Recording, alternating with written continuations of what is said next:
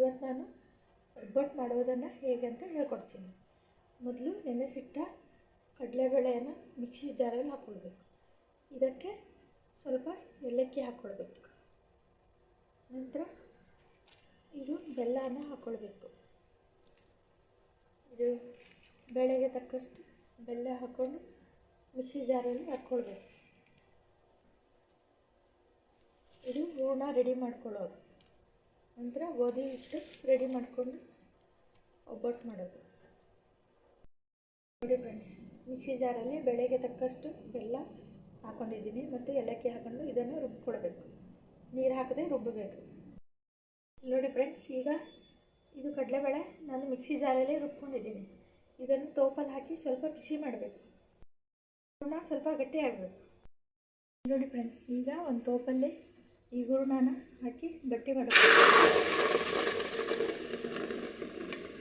ಇದನ್ನು ಗಟ್ಟಿ ಮಾಡ್ಕೊಳ್ಬೇಕು. ನೋಡಿ ಫ್ರೆಂಡ್ಸ್, ಈಗ ಒಂದು ಪಾತ್ರೆಯಲ್ಲಿ ಈ ರೀತಿ ಹೂರಣವನ್ನು ಹಾಕಿ ಗಟ್ಟಿ ಆಗೋ ತನಕ ಬೇಯಿಸ್ಕೊಳ್ಬೇಕು. ಗಟ್ಟಿ ಮಾಡ್ಕೊಳ್ಬೇಕು. ಬೇಯಿಸಿ ಗಟ್ಟಿ ಮಾಡ್ಕೊಳ್ಬೇಕು. ಇದು ಹೂರಣ ಈಗ ಗಟ್ಟಿ ಆಗಬೇಕು. ಇದನ್ನು ಹಿಟ್ಟಿನಲ್ಲಿ ಹಾಕಿ ಲಟ್ಟಿಸೋದು.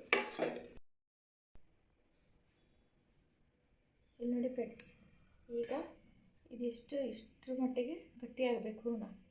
ಇದು ತಣ್ಣಗಾದ್ಮೇಲೆ ಇನ್ನೂ ಗಟ್ಟಿಯಾಗುತ್ತೆ. ಇದನ್ನು ಹಿಟ್ಟಲ್ಲಿ ಹಾಕಿ ಲಟ್ಟಿಸೋದು. ಫ್ರೆಂಡ್ಸ್, ಈಗ ಗೋಧಿ ಹಿಟ್ಟಿಗೆ ನೀರು ಹಾಕಿ ಸ್ವಲ್ಪ ತುಪ್ಪ ಹಾಕಿ ಉಪ್ಪು ಹಾಕಿ ಈ ರೀತಿ ಕಲಸಿಟ್ಕೊಳ್ಬೇಕು. ಇದನ್ನು ಈ ರೀತಿ ಕಲಸಿಟ್ಕೊಂಡ್ರೆ ಆಯಿತು. ಇಲ್ಲಿ ನೋಡಿ ಫ್ರೆಂಡ್ಸ್, ಈಗ ಹಿಟ್ಟನ್ನು ಕಲಸಿಟ್ಕೊಂಡು ಈ ರೀತಿ ರೌಂಡ್ ಶೇಪನ್ನು ಮಾಡಿ ಇಟ್ಕೊಳ್ಬೇಕು. ಇದರಲ್ಲಿ ಹೂರಣ ಹಾಕಿ ಲಟ್ಟಿಸ್ಕೊಂಡು ಸುಡೋದು. ನಂತರ ಒಬ್ಬಟ್ಟು ರೆಡಿ ಆಗುತ್ತೆ. ಫ್ರೆಂಡ್ಸ್, ಈ ರೀತಿ ಹಿಟ್ಟಲ್ಲಿ ಹೂರಣ ಹಾಕಿ ಇದನ್ನು ಮಡಚ್ಕೊಳ್ಬೇಕು. ತೋರಿಸ್ತೀನಿ. ಇದನ್ನು ಫುಲ್ ರೌಂಡ್ ಮಾಡಬೇಕು.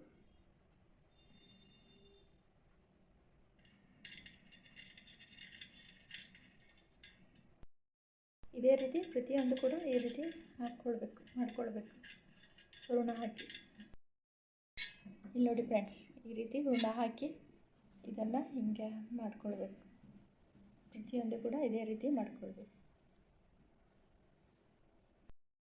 ನೋಡಿ ಫ್ರೆಂಡ್ಸ್, ಈಗ ಹಿಟ್ಟಿನಲ್ಲಿ ಹೂರಣವನ್ನು ಹಾಕ್ಕೊಂಡು ಈ ರೀತಿ ರೌಂಡ್ ಮಾಡಿ ಇಟ್ಕೊಂಡಿದ್ದೀನಿ. ಇದನ್ನು ಲಟ್ಟಿಸ್ಕೊಂಡು ಸುಡಬೇಕು. ಇಲ್ಲಿ ನೋಡಿ ಫ್ರೆಂಡ್ಸ್, ಈ ರೀತಿ ಲಟ್ಟಿಸ್ಕೊಟ್ಬಿಟ್ಟು ಇದನ್ನು ಸುಡೋದು.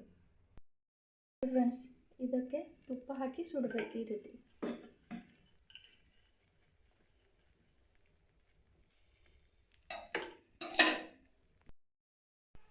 ನೋಡಿ ಫ್ರೆಂಡ್ಸ್, ಈ ರೀತಿ ಬೇಯಿಸ್ಕೊಳ್ಬೇಕು.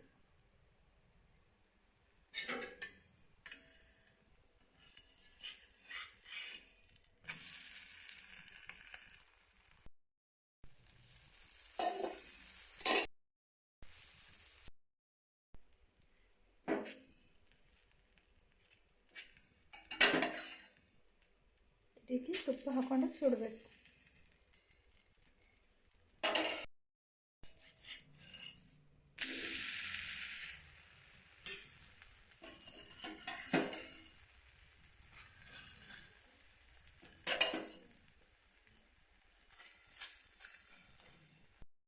ಫ್ರೆಂಡ್ಸ್, ಇಷ್ಟು ಒಬ್ಬಟ್ಟು ರೆಡಿಯಾಗಿದೆ.